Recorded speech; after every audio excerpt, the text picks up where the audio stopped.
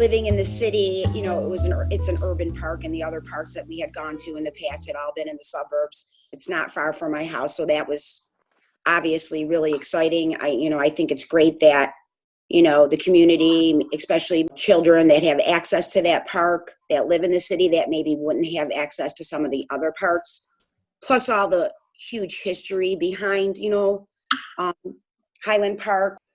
Because we went in November, there wasn't a lot of foliage on the trees, and obviously it was cold out. But what was really exciting about it is that the shadows that day and the lighting that day was just absolutely spectacular. I mean, it was just a beautiful, crisp day. But the biggest thing is I did create most of my work from the conservatory. I did 3 pieces for the show of the conservatory, that being one of the images. And, the thing about the conservatory is that, you have this huge, vast, extreme experience because, you're outside in Rochester, New York in November, and it's cold and there's no foliage. And then you go into the conservatory and you have all these plants from all around the world that would never exist in our climate. So for me, that was super exciting. You know what I mean? And the fact that they're opened all year long is very exciting for me. I really, really enjoyed Highland Park, and Yeah, and so we got the painting up. It was, I think, inspired by the image that we saw, right? And like thinking about you being there in November. I mean, this doesn't feel like November, right? Exactly.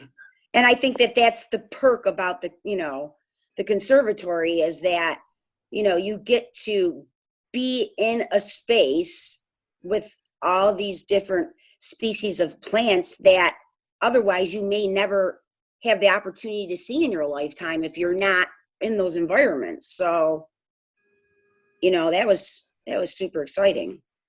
It's like a little park within a big park with 150 acres. You know what I mean? I grew up with Highland Park basically being my backyard. And the conservatory was always a fun place to go because it was warm. They have the fish inside.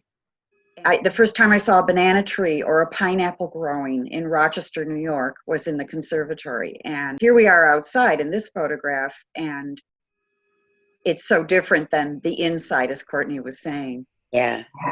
And the shadows were just killer that day. I already said that. There's that one image that Zan did a painting of where you can see all of our shadows. It's actually my favorite piece of Zan's in that show. And it was just the perfect shot that she was able to capture at that specific moment with all of us gals with our shadows. I mean, yeah. So I took this image and then did a painting of it. The shadow on the 4 tree on your right side, that's my coat. And then if you look at the shadows, the small shadows at the bottom of the hill, I'm against that tree. Mm-hmm. So I thought that was real interesting that, the shadows were telling the story of the forefront and far in the distance. So that was a lot of fun to do. It's our local iconic park. Like Courtney was talking about, there's so many parts of it. I love the history of it. I always love, this is a field trip and we are all educators. So if we were going to take our students to this park, you probably tell them about the children's pavilion, back in the day, or the people who started the plant seed companies.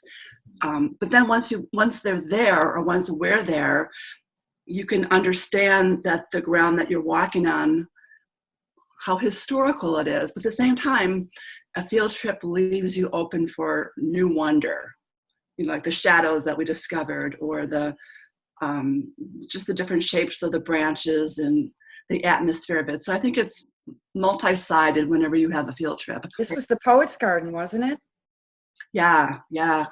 We took these beautiful, there were these ancient, they've been replaced, but there were these ancient stone benches with different Shakespearean quotes on them. Like, to live in the hearts of others is never to die, things like that. and it was a shade garden, and they've been replaced with the same quotes, but they're newer benches. And they have the Shakespeare in the Park at the amphitheater during the summertime too. So that's kind of a nice connection there as well, you know, and then they do the movies in the park as well. We can go on and on about this park. There's Sure. parts Yeah. to it. And the reservoir. There's a reservoir for us. Of course. So we're blessed to have that beautiful green space in you know, in the urban setting. So Definitely.